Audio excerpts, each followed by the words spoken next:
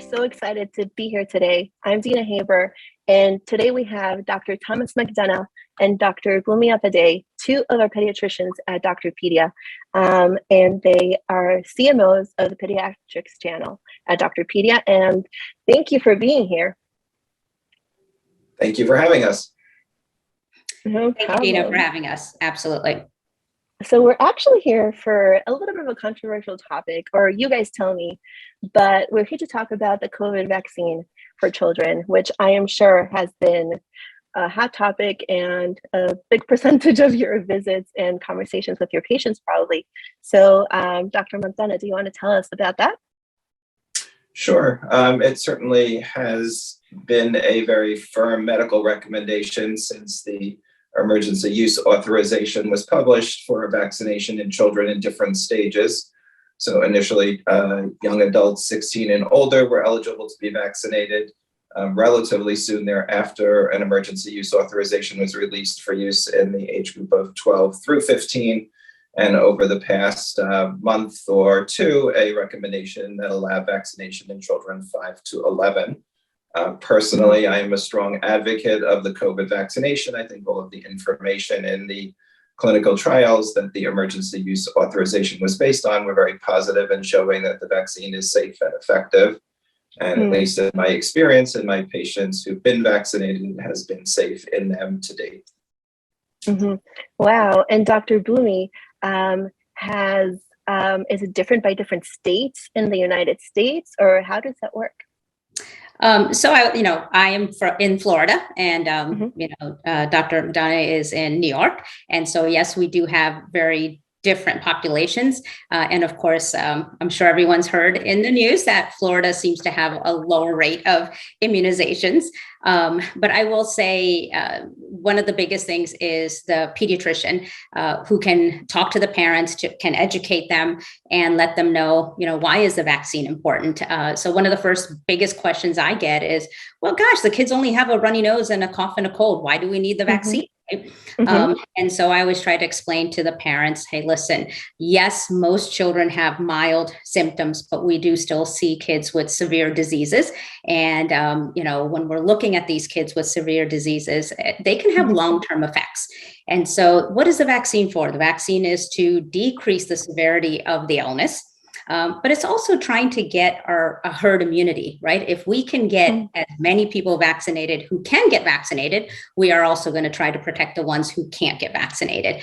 And then if you look at the vaccinated population, we can get the kids in school easier. We can let them participate in sports. We can group activities, family gatherings, traveling, a lot of things we can kind of get back to our norm. And then when we're looking at these vaccines, just out on the news today, that third booster is going to have a better protection against the O variant, right? So as we get more and more vaccinations, we might be able to tackle emergence of new variants coming in. So I try to explain it to the parents that way so that they're convinced that there are true good reasons for these vaccines. So, Dr. Blumi, you mentioned long-term effects. So I'm sure you hear this from parents as well. Well, we don't know the long-term effects of the vaccine. So what are our studies showing, and what are you seeing with your patients? And what do you recommend to a parent who is anxious about this and saying, like, I just want to see a person that has had the vaccine and grown up and is fine. And unfortunately, we don't have that these days. So what would you say? Correct. And absolutely. But if you look at how these vaccines are produced, people are like, oh my gosh, it's mRNA. And hey, it's they're putting microchips into us, or hey, it's causing magnetism or menstrual irregularity. Again, the explanation for that is, yes, the mRNA technique seems new to us, but that technique has been studied in other vaccines. And so it's actually still, it's a study that was, the technique that has been used for years and years. So again, that's not new. It's just we're seeing it in our vaccines. And when we're looking, I tell parents, I'm like, listen, this vaccine, really, it's a true life research. There's millions and millions of people who got this vaccine now. And if you look at the side effects, it's very, very minimal compared to childhood vaccines that haven't even, within a year, so many people have been vaccinated. So when you look at it, again, the technique, the vaccine does not go into your DNA. And so no, it cannot change you, and no, it cannot, cause any long-term effects. So again, if you explain to them scientifically what the vaccine actually does, then you can see proof that no, there cannot be any long-term detrimental effects. Of course, there could be, allergic reactions, right? One of the side effects that I do talk about in the children is the adolescent boys having a little bit increased risk of myocarditis, which is is inflammation around the heart. But even if you look at that, it's mild, and majority of them resolve on its own. So again, the risk of having a mild side effect versus the risk of the disease itself, again, the benefits outweigh the risk with the vaccine. And Dr. McDonough, yes, go ahead. I think the important conversation that I try and have with parents exactly about that topic is that you're trying to compare being vaccinated to getting the infection, not being vaccinated compared to nothing. I think most experts have gone on record saying unvaccinated people probably eventually are going to get COVID. That is just the reality of the penetration of the disease in the community. And even now with variants, even vaccinated people are becoming infected. But the discussion about side effects should really be what's the long-term risk of COVID, the disease, versus the potential unknown long-term risk of being vaccinated. And we know there are both short and long-term potential significant health detriments to children and adults who get COVID, the infection. It comes back to the discussion about the one side effect that Bhumi mentioned about myocarditis. We know that children and adolescents who get the disease COVID have a much higher risk of myocarditis than the small percentage of vaccinated patients who develop it. And the disease itself of myocarditis in infected patients is much greater in severity, leading to a greater risk of hospitalization and ICU management, whereas the vaccine-triggered myocarditis is typically mild. So it kind of depends on the conversation that you want to have. If you compare the benefits of vaccination to being infected, it's a different conversation than saying, well, why should I be vaccinated compared to nothing happening to me? And what about children that have had COVID? What about them? Do you recommend the vaccine for them? And what's the difference between that and a child that has not had it? Sure. I mean, I think the recommendation for the pediatric age group is similar to the adult age group. That is, people who have had COVID, the disease, do develop a natural degree of antibody protection that is protective for at least the first 90 days and probably for much longer thereafter. There is pretty good data, mostly in the adult population, that people who get vaccinated after natural infection have a much better and sustainable protective level of antibodies and a better immune protection against reinfection than people relying on antibodies derived from natural infection alone. There's not as much data in children because the pediatric vaccination has been relatively newer, but it would make sense that that data will look similar once it is published. So for patients, both pediatric and adult who've been infected, it is strongly recommended that they at some point do get a vaccination in addition to provide better long-term protection.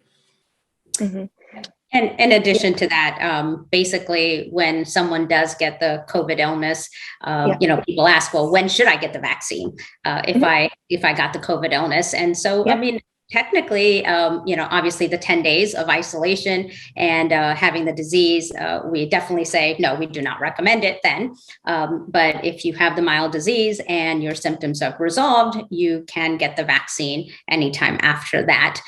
We do also say, well, talk to your pediatrician about, well, should you wait a little longer depending on the severity of your disease? And so those who had complications of COVID, the MIS-C in the children, then it might be a reason to wait, the up to the 90 days, or those who've had the monoclonal antibody treatment. We absolutely recommend waiting the 90 days before you get the vaccine, whether it's your first dose or your second dose. So basically, right now, you're saying that it's the 90 days between having COVID that you have to wait to get it. Is there a reason to believe that maybe you should before, take some sort of blood test or something before getting the vaccine, or no? Well, it's not. It's only 90 days if you have the severe disease or the monoclonal antibodies. Otherwise, you can get the vaccine after 10 days. once you've cleared your quarantine isolation period. And no, there is no reason to get tested prior to getting the vaccine, because again, yes, you might still have some titers, but as was mentioned earlier, that there are studies that show that if you had the natural disease, the vaccine actually helps with boosting your immunity even more. Wow. And is there any risk involved with having the vaccine after having COVID? More so than for a person that didn't have it? Well, again, like, you know, as Dr. McDonough say, there's limited studies in the children, and also limited studies just because we've had the vaccine for only, less than 2 years. But basically, the biggest thing is that those who've had the disease might have a little bit more of side effects, as in, hey, more soreness or a little bit more fever, a little more fatigue. But again, it's all been short-lived, again, compared to the disease itself and getting a severe disease. Got it.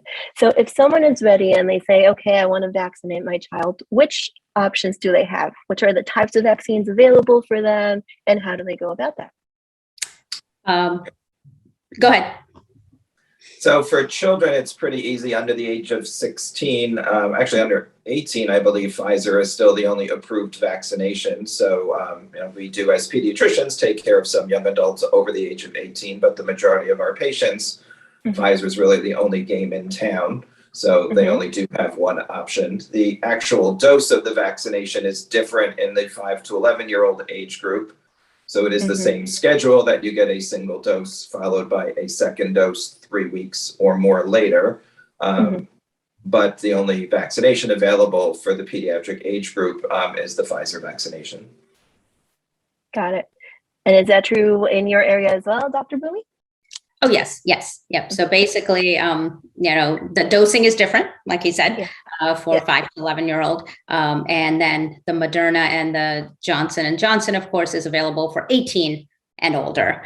And for the Moderna, the booster is recommended if it's been 6 months from your second dose. Again, for 18 and older. And for the Johnson & Johnson, a booster, it's only a 1-dose series. And so a second dose or a booster dose is recommended anytime 2 months after your first dose. But again, we honestly, I have not encountered many patients with those, just because Pfizer is our pediatric vaccine. And what about talks about a vaccination for even kids younger than 5 years old? What's the scoop with that? So studies are currently going all the way down to 6 months of age. And, Pfizer has reported that they should be coming out with their results, within the next few months, looking at first quarter of 2022, hopefully and, they have 6 months to 2 years old, and then 2 to 5 that they're studying. And, it just takes a little longer, of course, with the children, because it's dose dependent. And, and again, efficacy and safety are still going to be the priority. But it looks like it's in the horizon for sure. Wow, amazing. And what about Dr. McDonough? If a mother took the vaccine while she was pregnant, how does that affect the baby? Will the baby be immune? How does that work? Sure. So right when vaccination began, which actually I believe the first dose was given to a nurse in the health system that I work for, Northwell Health, a year ago. Yesterday, I think, was the first anniversary of the first dose of a COVID vaccination. So when the original emergency use authorization came out, there had not been any studies done during pregnancy or breastfeeding. So there was, for quite a long time, a lot of misgivings about how to advise mothers who were pregnant, planning to become pregnant, or who were breastfeeding. That study has been done kind of in real time as the vaccine has been given, and many women who were vaccinated have become pregnant. If you look at safety in pregnancy, the data that's now available is actually mothers who get infected with COVID during pregnancy have a significant risk of adverse outcome in their pregnancy, both in terms of premature labor and stillbirth. The vaccine has been shown to cause no detriment or birth defects in the population that has been vaccinated. And the tremendous benefit to the baby is that there are very good studies that babies actually do acquire a protective level of antibody if mothers are vaccinated during pregnancy. So again, everything comes back to safety and efficacy. So the vaccine appears to be safe, both for the mother and the fetus, is effective to protect the mother's health, to protect the safety of the fetus, as well as has that carryover benefit to the baby after birth. Amazing. Now, how does it work? Do people in the United States have to pay for the vaccination, or how does insurance come into play with that? Dr. Bhumi?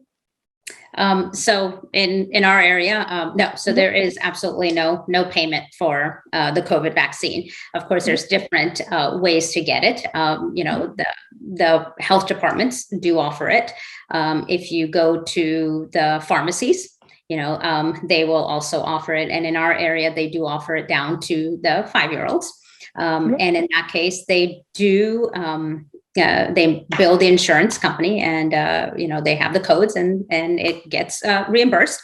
In our private offices, we do also administer the Pfizer vaccine, and same thing, it does get billed to the insurance company, but there is no payment for the families. Dr. McDonough, is that true for you as well? Yeah, I believe that's pretty much a national standard. The federal government, when vaccination became available, committed the funds necessary to provide free vaccination for anybody in the United States, regardless of your insurance status. Okay, so here's an interesting question. I posted this. I was looking for questions, posted it in my social media. Perhaps that was a mistake. It got a little bit of a heated argument going on. I'm sure you know exactly what I'm talking about. And one of the questions there was, why is the medical population trying to get us to do this if there aren't enough studies? Obviously, we've said there are, but what do you say to a person that comes to you? Yeah, I think pediatricians are used to addressing vaccine hesitancy, which isn't really new with the COVID vaccine. So there has been vaccine hesitancy regarding almost all childhood vaccinations in the minds of some parents. So, in my 30-year career, yes, I have discussed vaccine hesitancy around the measles, mumps, rubella vaccine and other vaccines, and do that pretty much every day. I remember one of my favorite discussions was with a parent who tried to convince me that their child shouldn't get the polio vaccine, which really isn't very controversial. And I said, well, why? And they said, well, there's no evidence it works. And I was like, well, I'm not sure how you can say that, because there used to be polio, there was a vaccine, and now there really isn't polio. So what could you attribute that to? And so sometimes discussions, you can do your best, but sometimes people have such preconceived notions, you just can't get past it.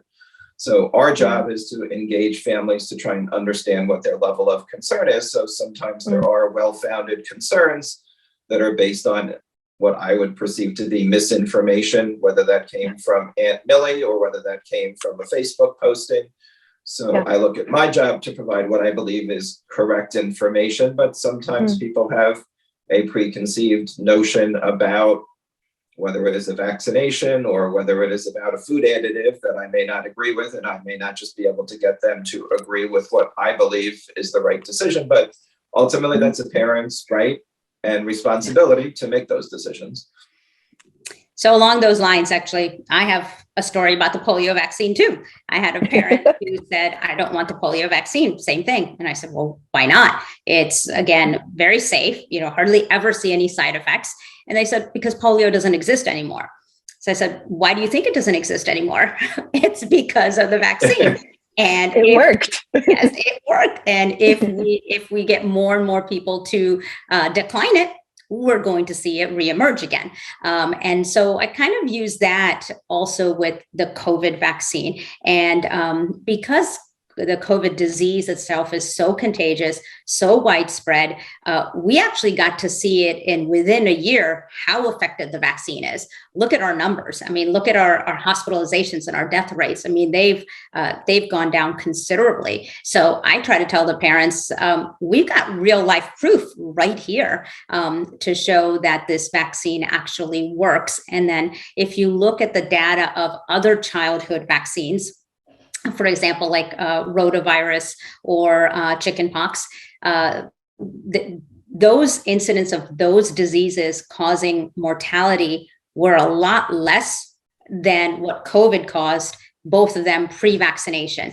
post-vaccination, you see the dramatic decline. So it just warrants the fact that, hey, COVID actually really needs a vaccine. And then again, you've got to go back and let the parents know, hey, listen, we're able to send our kids back to school because the adults got vaccinated. And now we're, even streamlining it, and there's going to be better coverage of sports and activities and gatherings, again, if more and more get vaccinated. So again, I like to tell, yes, we as pediatricians have been, fighting this vaccine hesitancy for years and years and years.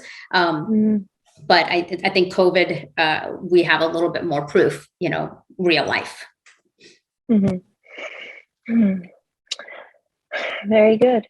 And what would you say, do you have any other stories to share with us, let's say, of people that, vaccine hesitancy, specifically about COVID, or any good stories? I don't know that I have a specific story to share. I think, I can share my experience in, kind of working on the front lines at a general pediatric office. The current surge of COVID that has existed in the past 6 weeks is quite tremendous, and even exceeds, at least in my experience, what occurred back even in early 2020. Entire families are now, kind of all sequestered together with COVID. And even in people who kind of did what they thought was the right thing and getting vaccinated. So, the world we're living in now is difficult. It's difficult for families to navigate with the holidays coming up. It's really hard for families to try and decide how to balance trying to do the things that are important to them as a family, culturally, with trying to keep their children safe. There is no one way to address that. Every family has to kind of find out what works for them. I always remind families, especially newborns, we know what works. So we know that people who are vaccinated are less likely to get COVID, not a zero chance, but less likely and less likely to be contagious. Although there seems to be in certain parts of the country a huge controversy around masking. I practice in New York, in the Northeast. There's really not that much controversy about masking. People wear masks everywhere when it's necessary, especially in indoor environments. And we know that masking scientifically does help. We know that not being in large groups of people whose health and vaccine status you don't know about does help. So it's a hard time for families to try and understand how to best take care of their children, but it's important to seek correct information, and that should always start with who their pediatrician or health professional is that they trust for their family. Thank you so much. So, Dr. Boumi, well, when will this end? If more children are vaccinating, what's the medical community telling us about that?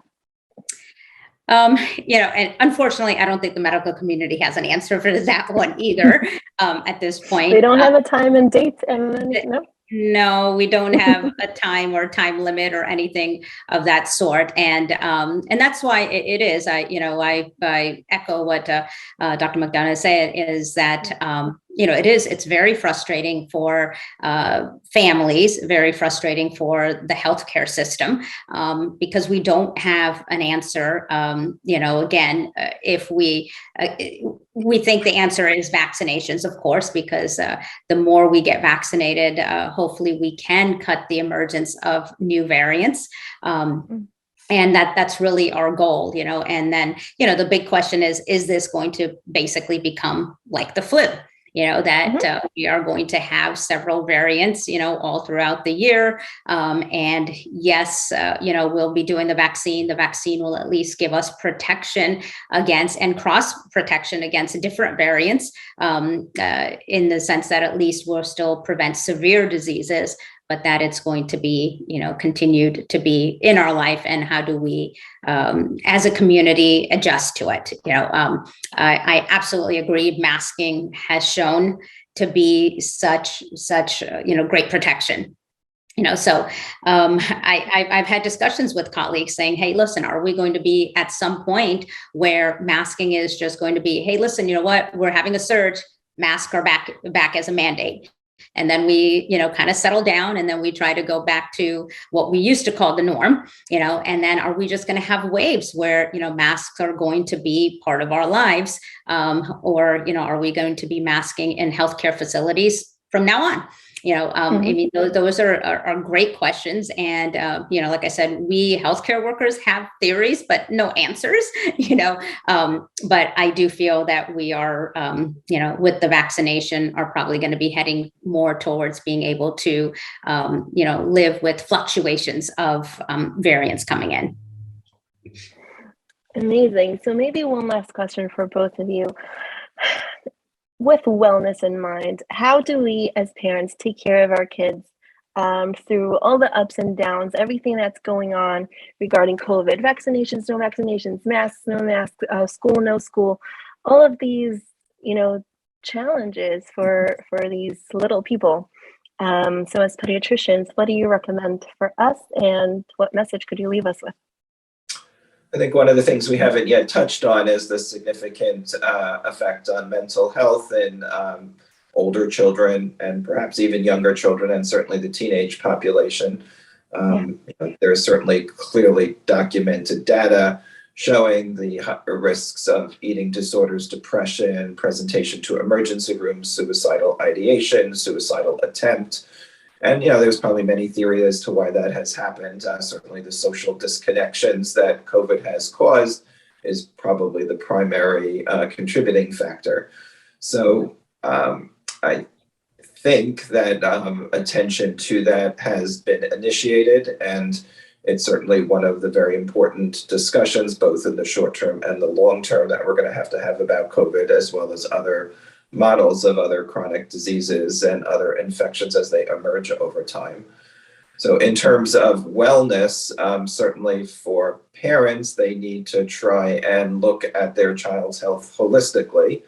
So certainly that means the basics of, good sleep, good nutrition, as well as obviously trying to do the things that we know work from a infection prevention standpoint. So that is masking, it is good hand hygiene, it is the basics of infection control that we've known for many, many years. I think we've gotten lazy because we haven't had such a pandemic, obviously, in a very long time.